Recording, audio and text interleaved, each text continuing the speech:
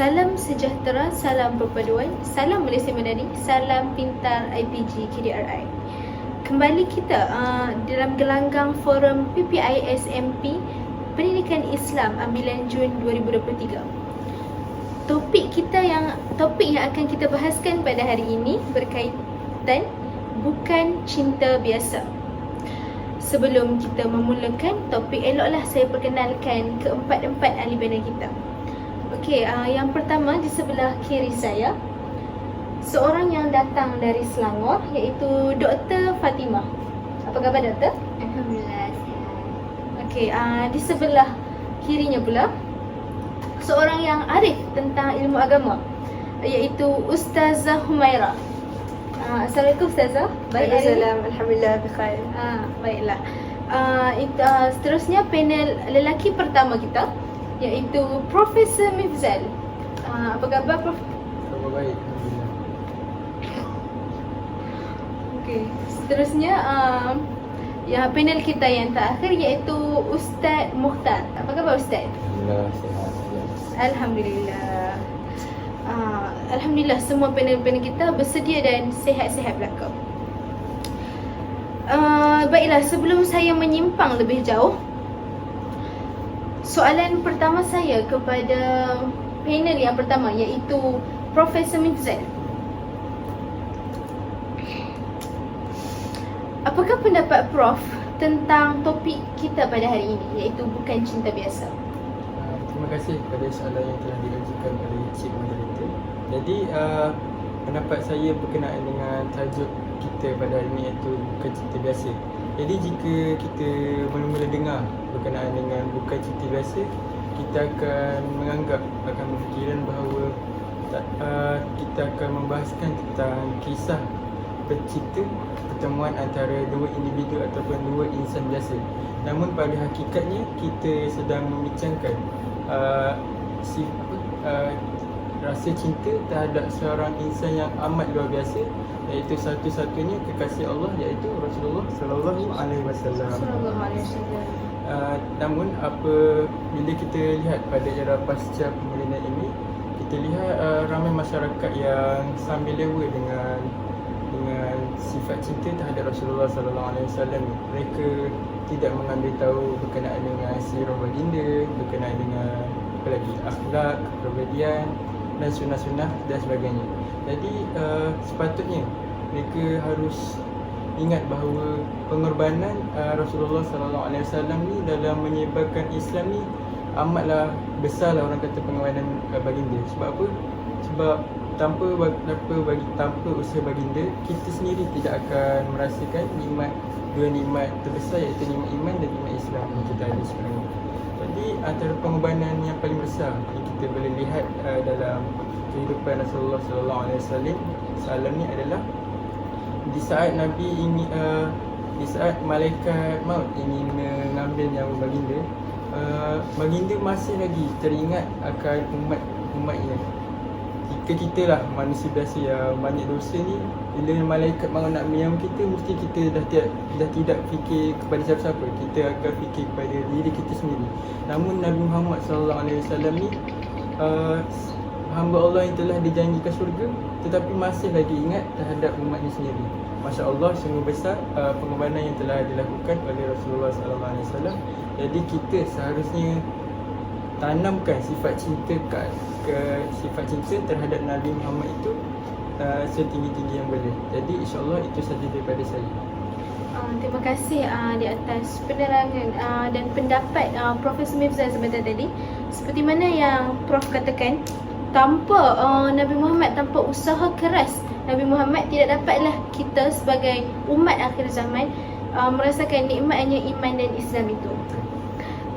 Seterusnya, soalan yang kedua yang akan saya ajukan kepada Ustaz Mukhtar. Mengapakah kita sebagai umat Islam perlu memupuk perasaan cinta dan sayang kepada Nabi kita, iaitu Nabi Muhammad Sallallahu Alaihi Wasallam? Okay. Terima kasih kepada moderator dengan soalan yang mampu membuka minda. Sebagai seorang Muslim, kita wajib untuk mencintai Rasulullah melebihi diri kita sendiri, mahupun melebihi segala aspek dalam kehidupan. Sebab apa?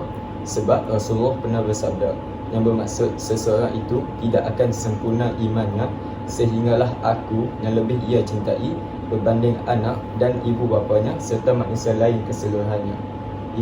Ini membuktikan orang yang mencintai Rasulullah sendiri akan mendapat kesempurnaan dalam iman. Allah juga pernah berfirman dalam surah Al-Ahzab ayat 6 yang bermaksud, Nabi itu hendaklah lebih utama bagi orang yang beriman melebihi diri mereka sendiri. Hal ini menunjukkan dalam segala aspek kehidupan kita sebagai manusia, kita hendaklah meletakkan Nabi dan juga Allah sebagai tunjang dalam kehidupan kita. Jadi untuk mencintai seseorang itu melebihi segala aspek, saya rasa ia satu perbuatan yang tidak kena dengan apa yang telah diajar dan ditinggalkan oleh Rasulullah itu sendiri. Jadi jika kita meletakkan diri kita ataupun keluarga ataupun harta kekayaan yang secara zahirnya akan habis, maka ia merupakan satu perbuatan yang hanya sia-sia. Jadi jelas menunjukkan di dalam surah At-Taubah ayat yang ke-24 Allah berfirman, katakanlah jika bapa kamu, anak kamu, saudara kamu serta harta kekayaan yang kamu usahakan, perniagaan yang kamu sendiri risau akan mengalami kerugian dan juga tempat tinggal yang kamu sukai adalah lebih kamu cintai berbanding Allah dan Rasulullah, maka tunggulah sampai Allah menurunkan keputusannya dan sesungguhnya Allah tidak akan memberi petunjuk kepada orang yang fasik. Sesungguhnya dapat kita lihat dari aspek itu, mencintai Rasulullah dan juga mengikuti petunjuk Nabi, kita akan mendapat petunjuk dan juga rahmat daripada baginda sendiri. Selain itu, dengan mencintai Rasulullah, seseorang itu akan dapat merasai kemanisan dalam beribadah. Kita sebagai manusia biasa, saya tidak cakap kepada orang lain lah, saya tujukan kepada diri saya sendiri. Untuk konsisten dalam melakukan ibadah itu sungguh sukar, apatah lagi untuk merasai kemanisan dalam beribadah. Jadi kemanisan dalam ibadah ini boleh saya katakan tidak dapat dirasai oleh semua umat. Hanya sesetengah umat yang menzahirkan dan mentauhidkan dirinya kepada Allah saja yang akan merasai kemanisan dalam beribadah. Okey. Kemanisan iman ini, jika kita memiliki kemanisannya, kita dapat melakukan ibadah dalam kita akan dapat melakukan ibadah tanpa ada rasa disuruh. Jadi kita akan melakukan sesuatu itu dengan ikhlas. Selain itu, kita juga akan menerima sesuatu ketentuan Allah itu dengan hati yang sabar dan redha. Jika kita mempunyai kemanisan dalam iman. Sebab apa? Sebab Nabi pernah bersabda, 3 perkara yang akan membuatkan seseorang itu merasai kemanisan iman ialah mencintai Allah dan Rasulullah berbanding melebihi segala aspek. Yang kedua, mencintai seseorang semata-mata kerana Allah. Dan yang ketiga, iaitu yang terakhir, membenci kepada kekufuran sebagaimana ia membenci dicampakkan ke dalam api neraka. Jadi saya nak selitkan satu kisah daripada seorang sahabat yang bernama Anas bin Malik. Beliau pernah bertanya kepada Rasulullah, wahai Rasulullah, bila berlakunya kiamat? Jadi apa kata Rasulullah? Rasulullah berkata, apa yang kamu persiapkan untuk menghadapi hari kiamat itu? Jadi Anas bin Malik ini menjawab, saya tidak mempersiapkan untuk menghadapi hari itu dengan banyak melakukan solat, banyak berpuasa dan banyak bersedekah. Tetapi apa yang saya siapkan adalah saya mencintai Allah dan Rasulullah. Maka Rasulullah pun bersabda, kalau begitu kamu akan bersama orang yang kamu cintai, yang ini kamu akan bersama dengan Rasulullah dan juga Allah pada hari akhirat. Maka dapat kita simpulkan daripada apa yang saya katakan tadi, mencintai Allah dan mencintai Rasulullah melebihi segala aspek dalam kehidupan. Nescaya kita akan mendapat satu kemanisan dan satu balasan yang cukup setimpal di hari akhirat kelak. Jadi Untuk kita menunjukkan rasa cinta kepada Rasulullah, maka kita hendaklah mengikuti segala ajaran dan beramal dengan sunnah-sunnahnya dalam kehidupan seharian kita. Baiklah, terima kasih di atas penerangan yang begitu panjang daripada Ustaz Mokhtar sebentar tadi.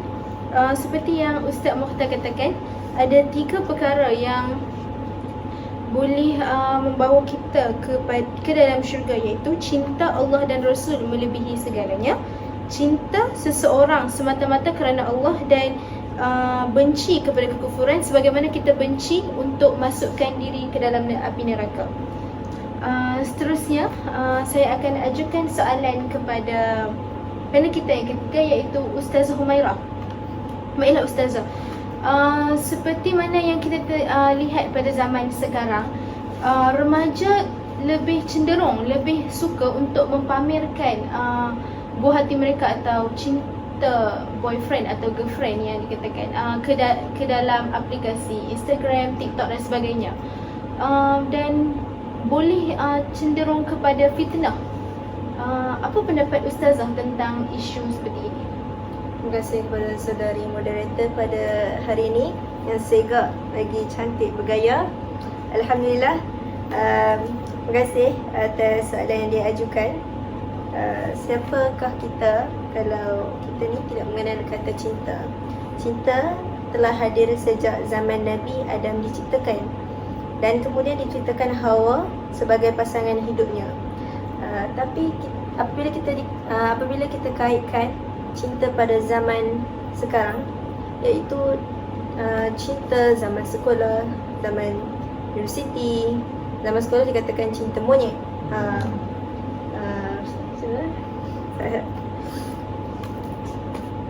Cinta juga merupakan fitrah alami manusia, dan tanpa keberadaan cinta, kita rasa tidak lengkap hidup kita. Sebab setiap orang mesti ada fitrahnya sendiri, memerlukan peneman hidup. Okay. Cinta juga memberi banyak inspirasi dan pengorbanan. Akan tetapi, cinta jugalah yang kadang membawa kesengsaraan bagi mereka yang merasakannya. Betul tak? Betul. Dalam kehidupan manusia, cinta muncul dalam berbagai hal, termasuk cinta kepada isteri, anak-anak, harta dan tahta. Islam sebagai agama dan membawa rahmat Allah SWT juga mengenal dan menghargai adanya cinta. Untuk mengetahui bagaimana Islam memandang cinta, kata cinta diartikan sebagai perasaan dan kasih sayang terhadap sesuatu ataupun kepada orang lain.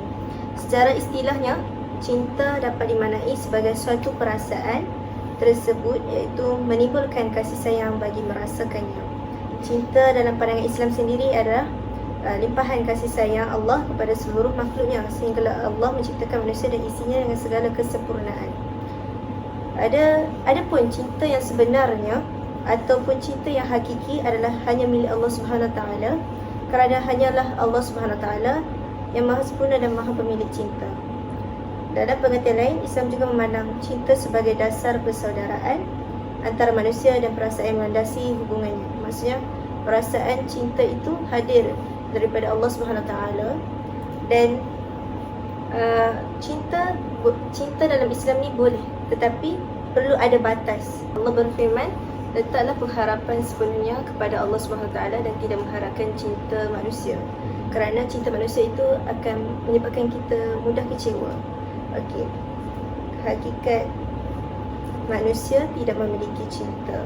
Bercinta, berkapal ataupun berikhtilat dan sebagainya mempunyai takrifan berbeza dan sangat subjektif dengan merujuk kepada setiap individu. Ada yang kata cinta itu halal, sedangkan couple itu haram. Ada juga yang mengatakan kedua-duanya haram. Sebahagian yang lain pula mengatakan ia harus, namun bersyarat. Namun ada juga yang mendefinisikan sebagai penggunaan kalimah ikhtilat dalam Islam, iaitu pergaulan di antara dua orang, individu yang berlainan jenis. Bagi saya, istilah bercinta itu sendiri selalunya dia terlalu subjektif untuk kita. Berbeza mengikut pahaman setiap orang dan apa yang mereka lakukan berdasarkan pemahaman masing-masing. Ada yang menggunakan istilah bercinta namun mereka tidak melanggar batas-batas agama. Jadi, adakah perbuatan itu diharamkan? Ada juga yang menggunakan istilah kami hanya berkawan sahaja, tetapi pergaulan mereka mengalahkan suami isteri. Walaupun begitu, adakah berkawan juga patut diharamkan? Saya tertarik dengan satu kenyataan seseorang, iaitu bercinta, berikhtilat dan couple itu haram. Lama saya termenung, selepas tu memikirkan, adakah cinta ni haram secara keseluruhannya? Jawapan firman Allah Subhanahu Wa Taala di dalam Al-Quran, Allah mengulang-ulang kalimah cinta sebanyak 76 kali. Apabila Allah sendiri meletakkan kalimah cinta itu sebanyak itu di dalam Al-Quran, tentu sahaja perkara itu penting. Maha suci Allah, Dia tidak akan meletakkan sesuatu yang remeh-temeh dalam kitabnya sebagai rujukan umat keseluruhannya. Perasaan cinta ini normal bagi seseorang manusia. Perasaan ingin mencintai dan dicintai oleh seseorang adalah fitrah manusia. Namun, naluri yang menjadi fitrah insani ini mampu betulkan menjadi fitrah diri jika tidak dikawal dengan baiklah. Kata orang, cinta itu buta. Apabila sudah bercinta, bukan sahaja mata, malah hati juga turut menjadi buta. Yang buruk terlihat indah, yang busuk terhidu wangi. Masakan, contohnya, cinta ini umpama garam dalam masakan, perlu dibubuh untuk menyedapkan, tetapi apabila berlebihan, mampu mengundang kepada pelbagai penyakit kepada badan kita. Itulah hakikat cinta. Seseorang akan menjadi hamba kepada apa yang dicintai. Dan alangkah baiknya jika kita salurkan cinta kita tu kepada cinta Allah dan cinta Rasulullah sallallahu alaihi wasallam. Biarlah kita ni menjadi hamba yang mengabdikan ataupun mentauhidkan diri kita kepada Allah Subhanahu Wa Taala semata-mata, dan kepada menjadikan Rasulullah SAW sebagai role model kita dalam kehidupan seharian kita. Kemudian barulah kita boleh memandu hati kita semua ni kepada mencintai orang lain selain daripada Allah dan Nabi Muhammad. Itu sahaja penerangan yang saya mampu berikan kepada moderator. Baiklah. Terima kasih kepada Ustazah Humairah di atas penerangan yang cukup mantap dan padat tadi. Seperti yang Ustazah katakan, cinta adalah fitrah kepada manusia, tetapi cinta manusia ni ada batasnya. Cintailah Allah terlebih dahulu, barulah berikan cinta kita kepada manusia. Kerana jika kita meletakkan harapan yang tinggi kepada manusia, kita akan berakhir dengan kekecewaan. Baiklah, soalan yang keempat yang akan saya ajukan kepada panel kita yang keempat, iaitu Dr. Fatimah. Soalannya berbunyi, sanggupkah kita sebagai umat Islam, sebagai seorang Muslim, berkorban jiwa dan raga kita untuk mempertahankan kemuliaan Nabi Muhammad SAW? Silakan, Doktor. Terima kasih Cik Moderator kita pada hari ini. Terima kasih juga atas soalannya. Sanggupkah kita berkorban jiwa raga untuk mempertahankan kemuliaan Nabi SAW? Pada pendapat saya, kita semestinya lah sanggup untuk mempertahankan kemuliaan Nabi Muhammad SAW, kerana beliau merupakan seorang yang menerusi perjuangan dalam mempertahankan agama kita sekarang, iaitu agama Islam. Umat yang cintai Nabi akan sentiasa taat kepada arahan Allah dan Rasulnya.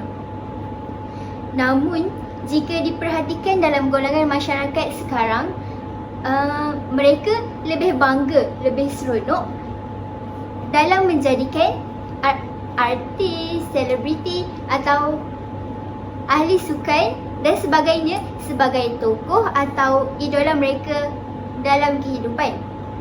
Mereka sanggup belanjakan wang, masa dan tenaga untuk menghayati gaya hidup mereka. Dan sekarang kini tibalah masanya untuk kita menjadikan Nabi Muhammad SAW sebagai panduan dalam kehidupan kita. Marilah kita sama-sama menjadikan Nabi Muhammad SAW sebagai ikutan yang baik dalam kehidupan kita. Dengan antara cara-cara yang kita boleh buat adalah dengan menanam rasa cinta dalam diri kita. Kita sebagai umat Islam perlulah menghayati kehidupan kita dengan berteraskan kepada kehidupan Nabi Muhammad SAW. Kita boleh melakukan amalan-amalan sunat Nabi Muhammad SAW seperti hal-hal kecil seperti dalam adab makan dan minum, masuk keluar tandas dan sebagainya. Ingatlah bahawa kesempurnaan iman bergantung kepada sejauh mana cintanya kita kepada Rasulullah SAW. InsyaAllah itu sahaja daripada saya. Kita teruskan kepada Cik Moderator kita. Baiklah, terima kasih kepada Dr. Fatimah di atas soalan, di atas jawapan kepada soalan yang saya ajukan sebentar tadi. Minta maaf saudari moderator, izinkan saya menambah kata-kata sedikit bagi isi saya sebentar tadi, iaitu cinta ini anda dibaja dengan hukum syarak, maka ia berbunga mekar penuh keberkatan. Perlu diingat, keberkatan hidup berkait rapat dengan corak kehidupan yang seseorang amalkan. Jika hukum syarak dipelihara dengan baik, maka insya-Allah hidup seseorang itu akan berkat. Jika ia tidak dijaga, maka kemanisan dan barakahnya akan hilang sedikit demi sedikit. Tuntasnya, percintaan itu biarlah niat kita ingin berkahwin dengan seseorang itu, bukan sekadar berkapal dan berkasih semata-mata tanpa sebarang matlamat dan ada tuju. Maksud ingin berkahwin yang saya nyatakan ini adalah seperti proses ta'aruf yang sekadarnya. Kemudian segerakan dengan ikatan pertunangan dan teruskan kepada perkahwinan. Jika belum bersedia untuk proses tersebut, maka usahalah melibatkan diri dalam hal-hal percintaan seperti berkapal, kerana ianya hanyalah akan mengundang dosa dalam hidup kita dan menghampiri kepada penzinaan. Kerana firman Allah Subhanahu Wa Taala, wala taqrabu zina, janganlah kita mendekati zina. Ianya akan menambah kemudaratan berbanding kerahmatan. Ianya juga hanya membuang masa dan membazir usia kita dengan perkara yang sia-sia. Moga kita semua mampu menjaga batas pergaulan dengan sempurna, kerana Allah telah berjanji bahawa lelaki yang baik untuk perempuan yang baik dan perempuan yang baik untuk lelaki yang baik. Setiap manusia Allah telah jadikan pasangan. Maksudnya setiap manusia Allah telah jadikan berpasangan. Jadi usahalah kita terlalu bermuram durja, kerana saat bahagia itu pasti tiba. Jika tidak di dunia, pasti di akhirat sana nanti, insya-Allah. Allahu a'lam. Insya-Allah. Masya-Allah. Sungguh indah kata-kata Ustazah Humairah sebentar tadi, dan boleh dijadikan nasihat dan pedoman dalam hidup kita. Seterusnya saya berminat untuk mengajukan soalan kepada Profesor Mifzal dan juga Ustazah Humairah sekali lagi. Soalannya berbunyi, bagaimanakah cara kita untuk pupuk rasa cinta dan kasih sayang kita kepada Nabi Muhammad SAW? Terima kasih kepada Encik Moderator. Banyak sebenarnya cara yang kita boleh lakukan untuk kita tunjukkan rasa cinta dan rasa sayang kita kepada Rasulullah SAW. Namun sebelum saya nyatakan cara-cara yang boleh kita lakukan itu, sebenarnya siapa Nabi Muhammad SAW? Perlu ke kita pupuk rasa sayang kepada baginda? Jadi sebenarnya Nabi Muhammad ni adalah Nabi yang merupakan utusan kepada seluruh alam. Jadi Nabi Muhammad ni diutuskan untuk menyampaikan berita gembira, untuk menyampaikan agama yang benar kepada seluruh umat. Jadi tidak heranlah mengapa kita harus pupukkan rasa cinta terhadap baginda.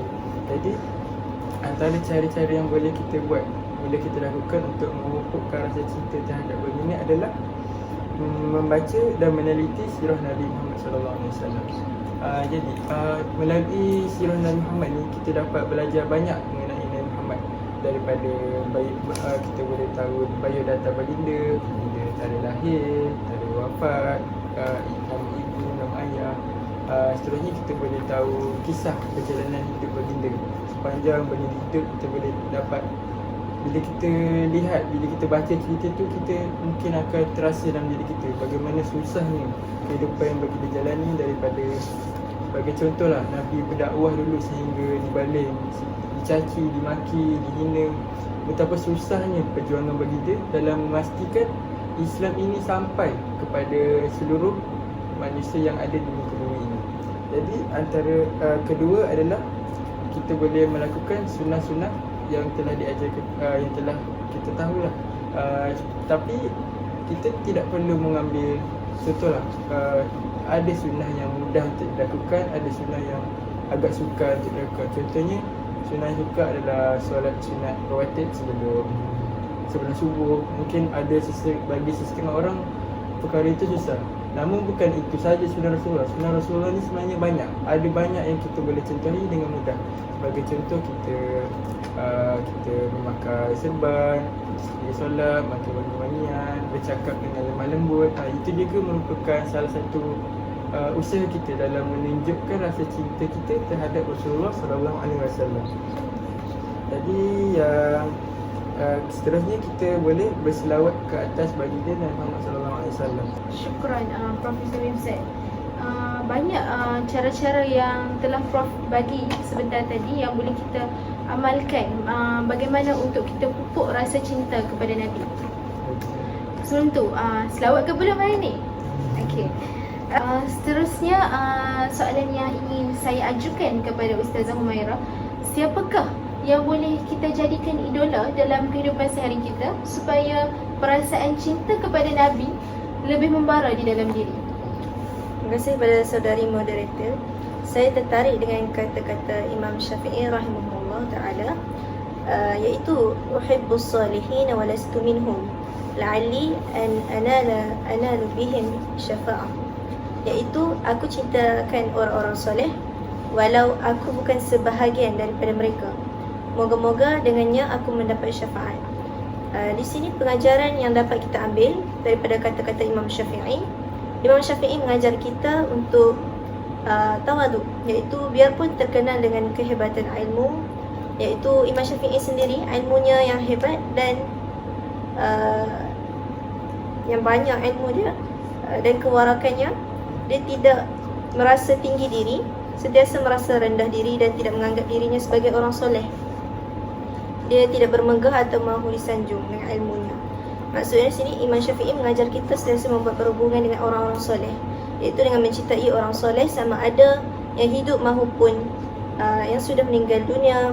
Di situ kita akan mendapat berkat syafaat orang soleh, di mana ada satu manfaat apabila kita sentiasa melihat wajah orang soleh ataupun kita menampal gambar orang soleh di dalam rumah ataupun di dalam bilik kita. InsyaAllah berkat yang ada pada orang-orang soleh itu akan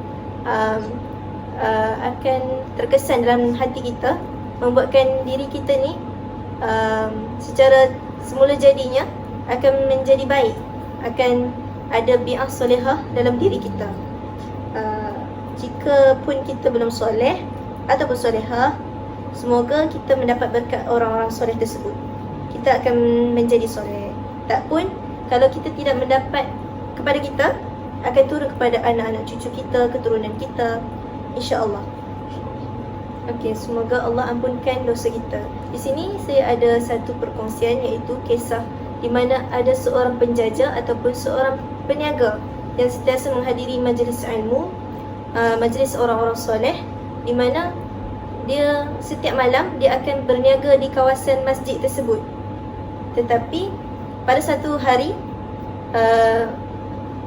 seluruh ahli ataupun wali yang berada di perkuburan di Tarim, iaitu pemakaman Zambal, di mana wali-wali, dikatakan kota Tarim ini kota 1000 wali.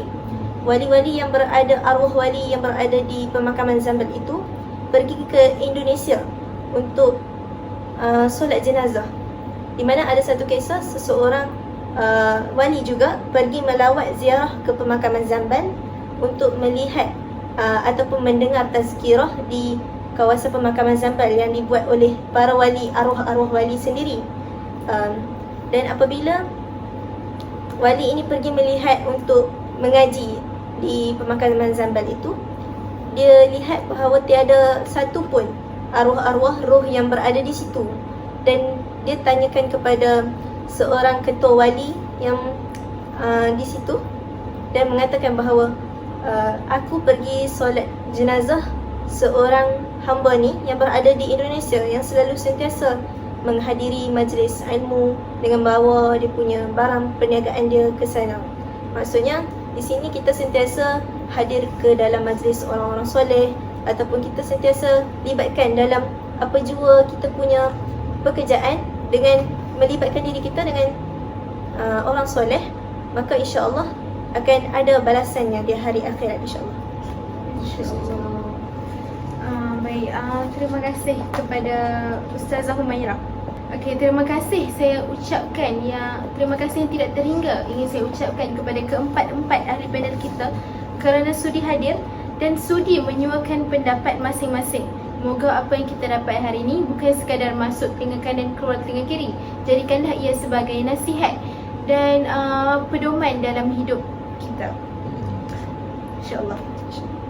Kesimpulannya, cinta kepada Allah dan Rasul adalah cinta yang kekal selamanya, manakala cinta kepada manusia akan binasa. Terimalah serangkap pantun indah daripada saya. Tuailah padi antara masak, esok jangan layu-layuan. Intailah kami antara nampak, esok jangan rindu-rinduan. Salam hormat ceria-ceria selalu. Akhir kalam, orang putih, orang Pakistan. Terima kasih, syukran jazilan.